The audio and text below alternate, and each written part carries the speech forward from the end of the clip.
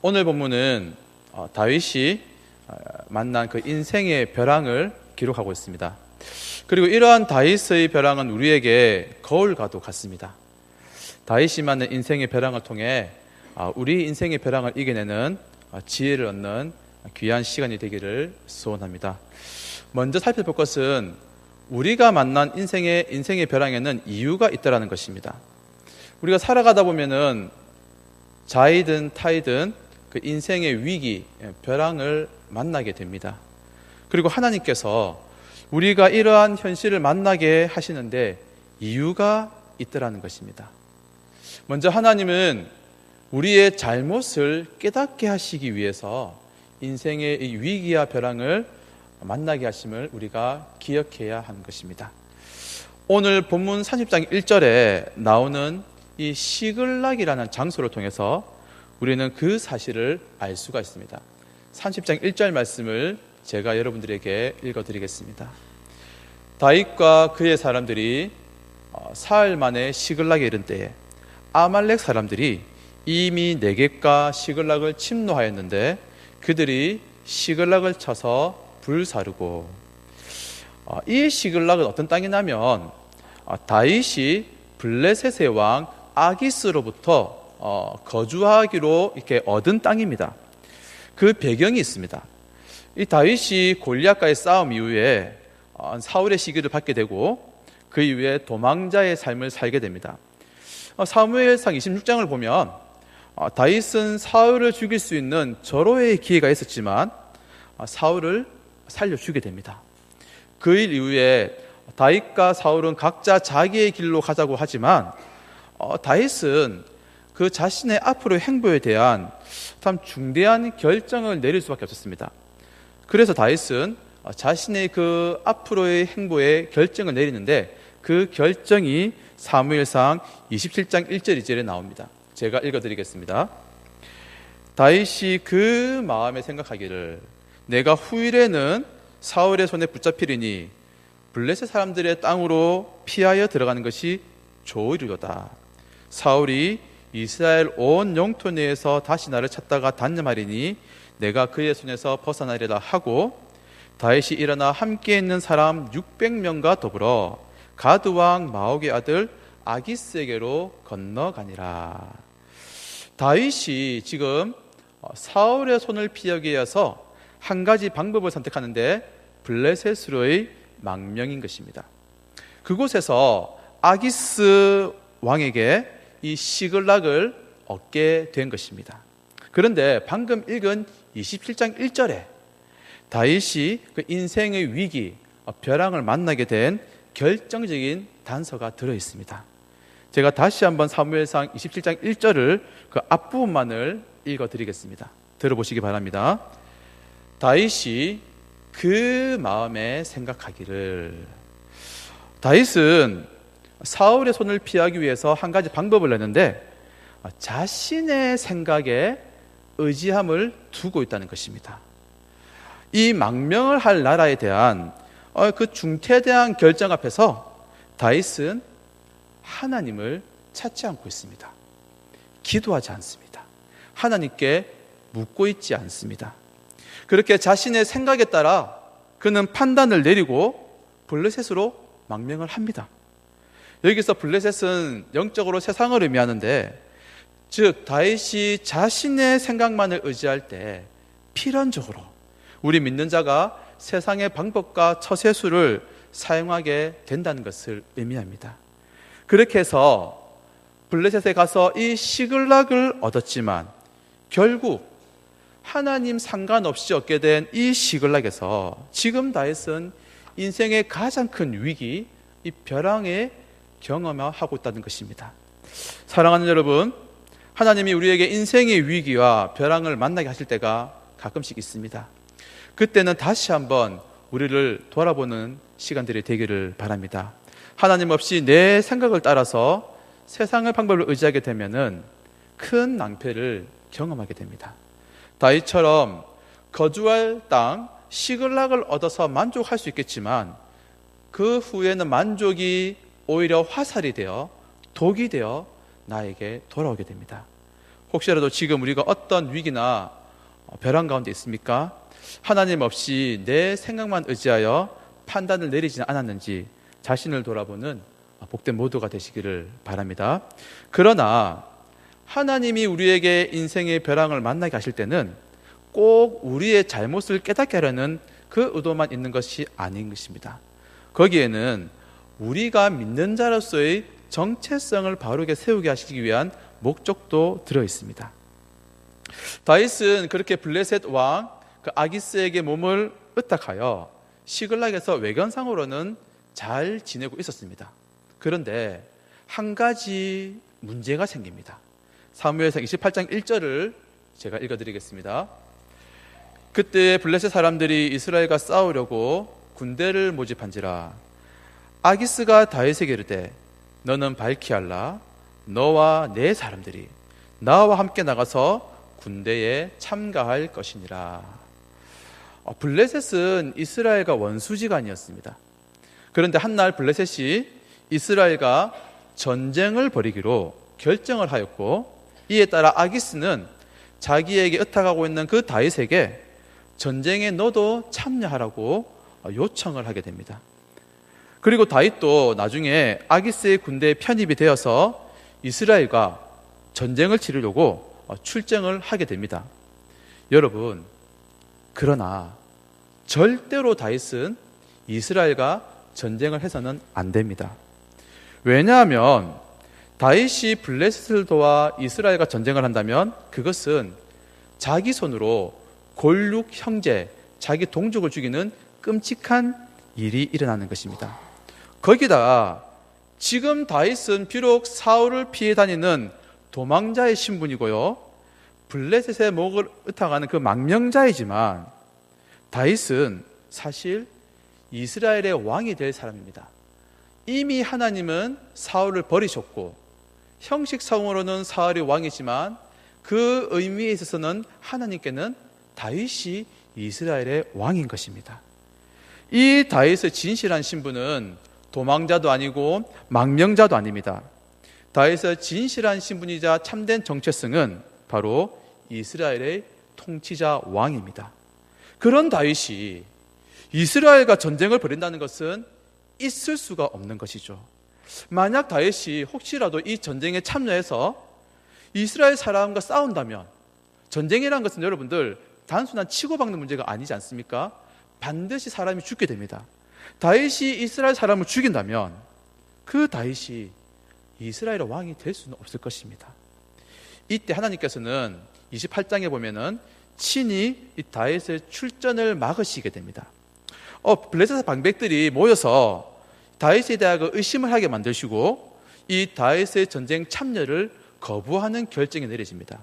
이에 따라 아기스 역시도 다윗에게 너는 내 고향으로 돌아가라며 다윗을 돌려보냅니다. 그래서 다윗은 전쟁에 참여하지 않고 시글락으로 돌아오게 되는 것입니다. 그런데 문제는 다윗이 그 도망자 망명자의 신분으로 블레셋에서 1년 4개월 동안 의탁했던 기간이 있었습니다. 무슨 말이냐면 다윗은 그 블레셋에 지내는 기간 동안 정치적인 실리를 취하기 위함도 있었지만은 다윗에게는 진실함이 사라졌습니다. 그는 거짓으로 정치적으로 아기스에게 보고를 하였고 아기스 역시도 그런 다윗을 속이는 것을 모른 채 1년 4개월을 보냈습니다. 급기야는 이렇게 어두워진 다윗은 이스라엘 통치자가 될 왕이 원수 블레셋을 도와서 그 이스라엘과 전쟁을 벌이려는 깊은 영적인 어두움에까지 이르게 되었던 것입니다. 하나님께서는 이런 다윗의 정체성을 바르게 세워주실 필요가 있었습니다. 그래서 시글락에 돌아왔을 때 다윗을 위기와 벼랑으로 몰아가시는 것입니다. 아말렉을 사용하셔서 시글락이 침노당하게 하시고 처자식들이 전부 다 포로로 끌려가게 하시는 것입니다. 다윗에게 충성을 다하는 600명의 군사가 다윗을 돌려쳐서 죽이려는 그 벼랑의 상황으로 한계까지 몰아가시는 것입니다. 그리고 이제 이 위기 뒤에 보면은 다윗은 600명의 군사를 데리고 아말렉을 치러 올라가는데 비록 200명이 낙오를 하고서 400명으로서 가지만 자기 백성을 구원하고 처자직을 살려서 돌아오게 됩니다. 즉 다윗의 진정한 신분인 이스라엘 왕으로서의 정체성을 이 벼랑을 통해서 다윗은 다시금 회복하고 있다는 것입니다. 사랑하는 여러분, 우리가 만나는 인생의 위기와 벼랑에는 이처럼 하나님의 놀라운 섭리가 들어있음을 믿으시기를 바랍니다. 우리의 정체성을 바르게 하시는 믿는 자로서 우리를 바르게 세우시려는 하나님의 뜻이 거기에 숨어 있습니다. 그래서 우리는 인생의 위기와 벼랑을 바르게 바라보아야 합니다. 내 생각만 고집하고 하나님을 의지하지 않는 잘못을 돌이키기 위해서 주십니다. 우리가 하나님의 백성으로서의 정체성을 회복할 수 있도록, 다시 믿는 자로서 바르게 살 수 있도록 우리에게 인생의 위기와 벼랑을 때때로 만나게 하십니다. 이 사실을 꼭 기억하시며 우리의 인생의 위기와 벼랑을 지혜롭게 이겨내는 모두가 되시기를 소원합니다. 동시에 하나님은 벼랑에서 우리에게 구원을 주시는 분이십니다. 오늘 하나님께서는 다윗을 벼랑에서 건지고 계시는데, 구원을 주시는데, 오늘 본문 6절을 우리 함께 읽어보시면 좋겠습니다. 본문 6절입니다. 시작.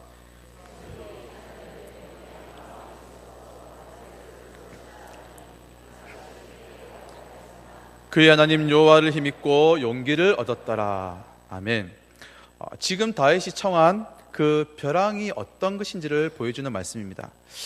우리가 가진 개역개정에는 지금 백성들이라고 6절에 나오지만 표준 세번역으로 보면 이 상황을 조금 더 실감나게 잘 이해할 수가 있습니다. 표준 세번역으로 6절 앞부분을 제가 읽어드리겠습니다. 들어보시기 바랍니다.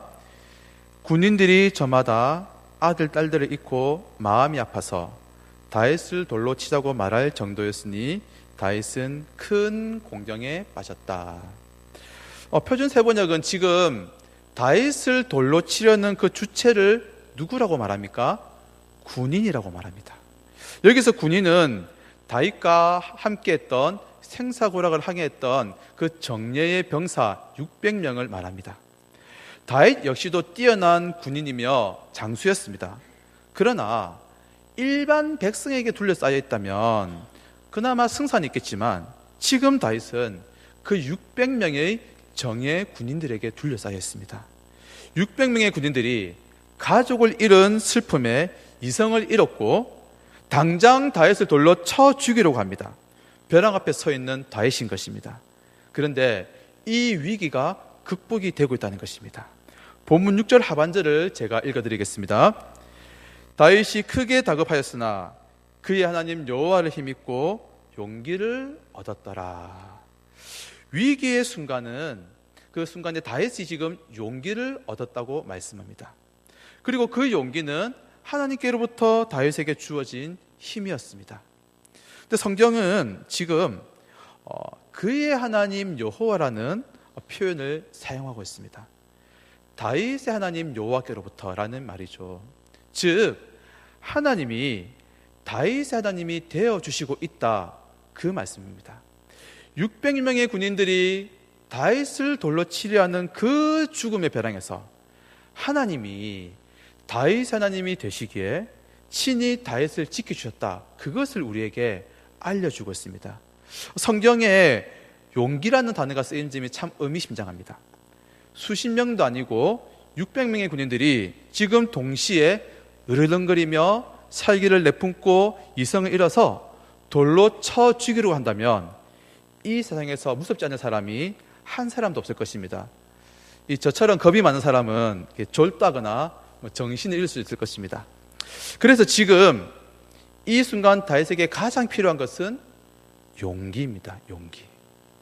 두려움과 협박과 그 유혹과 살기를 이겨낼 수 있는 용기가 다윗에게 필요했던 것입니다. 그리고 하나님은 그 다급한 순간에 다윗에게 용기를 주심으로 말미암아 벼랑에 처한 다윗을 구원하여 내시는 것입니다. 여러분, 그러면 하나님께서 지금 다윗에게 이 용기를 베푸시는데 왜 다윗으로 하여금 이 용기를 주시느냐가 우리에게 중요한 문제입니다. 그것은 하나님께서 다윗을 사랑하신다는 증거인 것입니다. 일찍이 하나님은 다윗에게 기름을 부었고 백성을 통치하도록 이 모양 저 모양으로 다윗을 준비시켜 오셨습니다. 하나님은 하나님의 그 선하신 통치가 이스라엘의 나라 가운데 이루어지기를 바라시지만 그 통치가 다윗이라는 한 개인을 통해서 이루어지기를 원하셨습니다. 그래서 다윗을 연단하십니다. 그리고 그 모든 가정 가운데 하나님의 큰 사랑으로 함께하여 주셨습니다. 이것은 다윗이 자기가 왕이 되고 나서 이제 사울의 모든 손아귀에 벗어난 다음에 기록한 시편 18편 1절에 잘 나와 있습니다. 시편 18편 1절을 제가 여러분들에게 읽어드리겠습니다. 나의 힘이신 여호와여, 내가 주를 사랑하나이다. 다윗은 그 사울의 모든 손에서 건짐을 받은 뒤 하나님께 올려드리는 고백에서 감사가 아니라 내가 주님을 사랑합니다 이렇게 말하고 있습니다. 왜 그럴까요? 그것은 다윗이 지내온 모든 고난의 순간에 하나님이 자신을 사랑하셨음을, 하나님의 큰 사랑이 다윗과 함께 했음을 그가 확실히 깨닫고 믿었고 경험했기 때문이었습니다. 사랑하는 여러분, 하나님은 지금 이 순간에도 그 다윗을 사랑하심으로 말미암아 다급한 그 순간에 다윗에게 용기를 주시고 그의 마음을 돌이키심으로 구원을 베풀고 계십니다. 때로는 우리가 인생의 위기와 벼랑을 만날 때가 있습니다. 우리는 그때마다 과연 내가 이 위기와 고통을, 벼랑을 이겨낼 수 있을까? 여기에서 건진 받을 수 있을까? 의문을 가지기도 합니다. 그러나 하나님은 여러분 다윗만 사랑하는 분이 아님을 꼭 기억하시기 바랍니다. 하나님은 우리도 너무나 사랑하심을 믿으시기를 바랍니다. 로마서 8장 37절의 말씀 우리 함께 읽어보시면 좋겠습니다. 우리 함께 읽어보시겠습니다. 시작. 우리가 넉넉히 이기느니라. 아멘. 바울은 말합니다. 이 모든 일에 우리를 사랑하신 이로 말미암아 우리가 이기는데 어떻게 이긴다고요? 넉넉히 이긴다고 말합니다. 때로는 환난과 기근과 핍박과 때로는 그 목숨의 위협까지도 우리를 힘들게 하겠지만 이 모든 일에 우리를 사랑하신 이로 말미암아 우리가 넉넉히 이긴다고 말씀하고 계십니다. 우리를 사랑하신 이가 누구십니까? 바로 우리의 아버지가 되시는 하나님 아버지신 줄로 믿으시기를 바랍니다. 하나님 아버지의 그 사랑으로 우리가 넉넉히 이기게 될 것입니다. 그러나 이 아버지의 사랑은 이미 우리를 벼랑에서 구출해내신 사랑이라는 것입니다. 우리는 영원히 죄로 죽었던 자들입니다. 하나님께로부터 완전히 끊어졌고 지옥이라는 벼랑에 던져졌던 자들이 바로 우리들입니다. 이런 우리를 예수님의 십자가로 구원하여 주신 것입니다. 골로새서 1장 13절 14절 말씀을 제가 읽어드리겠습니다. 그가 우리를 흑암의 권세에서 건져내사 그의 사랑의 아들의 나라로 옮기셨으니 그 아들 안에서 우리가 속량 곧 죄 사함을 얻었도다. 아멘. 우리를 인생의 벼랑보다 더 깊고 암울한 흑암의 권세에서 건지셨습니다. 하나님의 사랑의 아들의 나라로 우리를 이제 옮기셨습니다. 예수님의 속량으로 모든 죄를 씻음받아 우리는 의로운 자가 되었고 하나님의 자녀라고 당당히 말할 수 있게 되었습니다. 이보다 더 큰 구원은 없음을 믿으시기를 바랍니다. 이 구원은 일시적인 구원도 아니고 제한적인 구원도 아닙니다. 영원하며 한계가 없는 무궁한 구원인 것입니다. 우리를 벼랑과는 비교할 수 없는 죄와 사망과 영원한 지옥에서 건지신 그 하나님의 사랑과 구원을 믿으며 감사하는 모두가 되시기를 바랍니다. 이제 다윗은 이 하나님의 구원을 경험하고서 그렇다면 그 구원을 경험한 자가 내딛어야 할 목서의 한 발자국을 우리에게 알려주고 있습니다. 다윗이 그렇게 크게 다급하였지만 용기를 얻고 구원을 받은 뒤 제일 먼저 무엇을 하고 있는지 우리 본문 7절 8절을 함께 보시겠습니다. 제가 읽어드리겠습니다. 다윗이 아히멜렉의 아들 제사장 아비아달에게 이르되 원하건대 에봇을 내게로 가져오라. 아비아달이 에봇을 다윗에게로 가져가매 다윗이 여호와께 묻자와 이르되 내가 이 군대를 추격하면 따라잡겠나이까 하니 여호와께서 그에게 대답하시되 그를 쫓아가라. 내가 반드시 따라잡고 도로 찾으리라. 아멘. 하나님의 사랑으로 벼랑에서 건짐을 받은 그 다윗이 이제 자신의 한 몫의 발자국을 내딛고 있습니다. 그가 무엇을 하고 있습니까? 다시 기도하고 있다는 것입니다. 기도의 한 발자국을 다윗이 내딛고 있습니다. 자신의 생각대로 살다가 자신의 판단에 의지하다가 다윗은 인생의 위기와 벼랑을 경험했습니다. 그러나 이제 하나님의 구원을 경험한 이후에는 자신의 생각을 신뢰하지 않습니다. 하나님을 찾고 있습니다. 하나님께 묻고 있습니다. 기도하며 하나님께 나아가고 있습니다.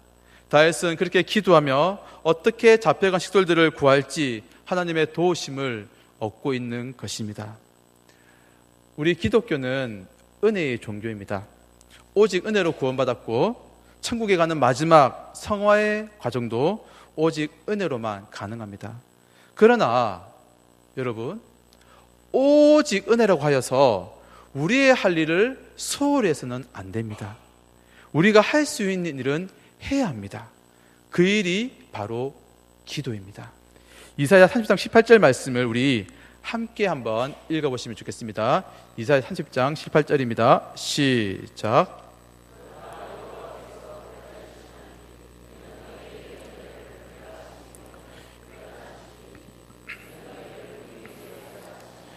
대저 여호와는 공의의 하나님이시라. 무릇 그를 기다리는 자는 복이 있도다. 아멘. 하나님께서 지금 기다리시는데 왜 기다리시는지 이유가 나옵니다. 우리에게 은혜를 베풀기 위해서 하나님이 기다리십니다. 그가 일어나시는데 우리를 긍휼히 여기시기 때문에 일어나십니다.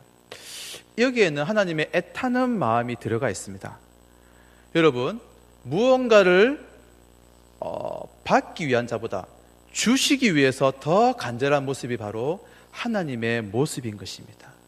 하나님은 우리에게 주시고자 하시는데, 은혜를 베풀기 원하시는데, 그렇게 기다리시는데, 우리에게 긍휼히 여기시기 위해서 일어나시는데 우리에게 반응이 필요하다는 것입니다. 그 반응이 무엇일까요? 바로 기도입니다.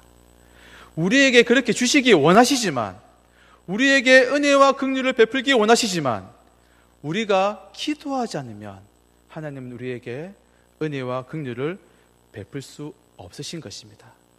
그러나 우리가 기도의 한 발짝을 내딛기만 한다면, 기도의 무릎으로 나아가기만 한다면 이미 기다리고 서서 기다리신 하나님이 우리에게 은혜와 긍휼을 베풀어 주심을 믿으시기를 바랍니다. 그래서 우리의 할 일은 기도입니다. 내 몫의 한 발자국을 내 자신이 내딛어야 합니다. 우리가 기도하는 것보다 하나님은 항상 더 크고 좋은 것을 주시기에 기도의 응답에 비해서는 우리의 기도가 한 발자국이 된다는 것입니다. 사랑하는 여러분, 우리를 벼랑에서 건지신 하나님은 이제 건진받은 것으로 만족하지 말고 우리의 몫을 감당하라고 하십니다. 과거 내 생각을 따라 살아온, 그러므로 말미암아 겪은 어려움을 반복하지 말고 이제는 기도하라고 하십니다. 기도함으로 하나님의 응답을 경험하며 하나님의 은혜와 긍휼을 누리라고 말씀하십니다. 기도함으로 능력 주실 때에 그 능력으로 맡은 바 사명을 감당하고 이 세상을 살아가라고 우리에게 말씀하십니다. 우리 몫의 한 발자국을 내딛는, 기도의 한 발자국을 내딛는 모두가 되시기를 소원합니다. 말씀을 맺겠습니다. 우리가 살아가다 보면은 위기를 경험하기도 합니다. 때로는 벼랑과도 같은 현실을 만나게 됩니다. 그때 기억하시기 바랍니다. 그 벼랑은 우리의 잘못을 돌이키게 하며 또한 우리의 정체성을 회복하게 하는 기회를 주신 시간임을 잊지 마시기 바랍니다. 그러나 하나님은 우리를 반드시 벼랑에서 건지십니다. 구원하십니다. 우리를 사랑하시기 때문입니다. 이미 우리는 벼랑과는 비교할 수 없는 영원한 죄와 죽음의 벼랑에서 구원을 받았습니다. 동시에 독생자 예수님을 내어주신 그 사랑을 힘입어 우리는 그 모든 위기와 벼랑을 넉넉히 이기게 될 것을 믿으시기 바랍니다.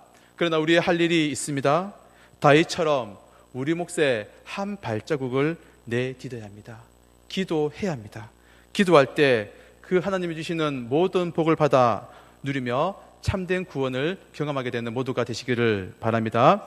한 가지 찬양의 이야기를 말씀드리며 오늘 말씀을 정리하고자 합니다. 한번 악보를 보시기 바랍니다. 우리가 잘 아는 찬양이죠. 이 찬양은 다윗의 시편 62편, 63편을 주제로 해서 이유정 목사님이 계셨는데 이유정 목사님이 만드신 찬양입니다. 우리에게도 많은 은혜를 주고 있고 불려지는 찬양이죠. 이 찬양에 비하인드 스토리가 있습니다. 제가 직접 이유정 목사님께 들은 이야기입니다. 원래 이 찬양이 만들어질 때는 평범하고 이 곡을 만드신 이유정 목사님이 볼 때도 뭔가 좀 부족함이 있는 그런 찬양이었다고 합니다. 그런데 구체적인 실명을 거론하기 그렇지만 한때 찬양 사역으로 굉장히 유명하신 그 작곡자께서 이 찬양의 많은 부분도 아니고 딱 한 군데 음을 손보셨다고 합니다. 한 군데 음을 고치셨습니다. 그 이후에 찬양은 전혀 다른 새로운 곡이 되었고 당시에 극동방송 찬양 경연대회에서도 우승을 하면서 사람들에게 널리 알려지고 은혜를 나누는 찬양이 되었다고 합니다. 혹시 어디일 것 같습니까? 한계음입니다. 한계음. 네, 참고로 저는 그때 틀렸습니다. 예. 저기 보시면 밑에 오시면은 피난처 대신에 되어 있죠. 원래 저 부분이 처음 작곡할 때는 피난처 대신에 이렇게 되었다고 합니다. 근데 이제 그 유명한 찬양 사역자께서 피난처 대신에 오직 주만이 이렇게 이제 바꾸면서 곡이 완전히 다른 곡이 되었다고 하십니다. 예, 내려주시기 바랍니다. 우리가 인생의 벼랑을 만나면 우리는 때로는 작아집니다. 자신감이 없어지고요, 의기소침해지고 비관적이게 됩니다. 그러나 어느 유능한 작곡가가 바꾼 한 개의 그 음표 때문에 원래의 찬양이 명곡이 되는 경우를 우리가 지금 보았습니다. 그렇다면 여러분, 전능하신 하나님이 우리 삶에 개입하실 때 우리가 만나는 인생의 위기와 벼랑은 아무런 문제가 되지 않는다는 것입니다.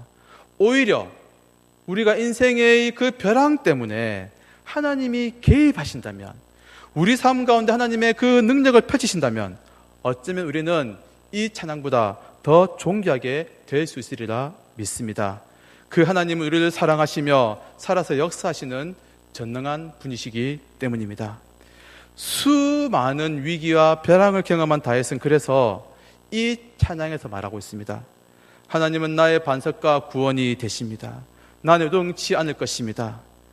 나의 인생의 벼랑을 만나게 될 때 잠잠히 하나님만 바라십시오. 그 하나님께 기도의 한 발자국으로 나아갈 것을 우리에게 이 찬양 가운데 요청하고 있는 것입니다. 다가오는 한 주, 또 우리의 인생의 위기와 벼랑 가운데서 그 하나님을 경험하며 기도하시는 가운데 모든 어려움을 이겨내시며 하나님의 구원을 경험하는 복된 모두가 되시기를 간절히 소원합니다.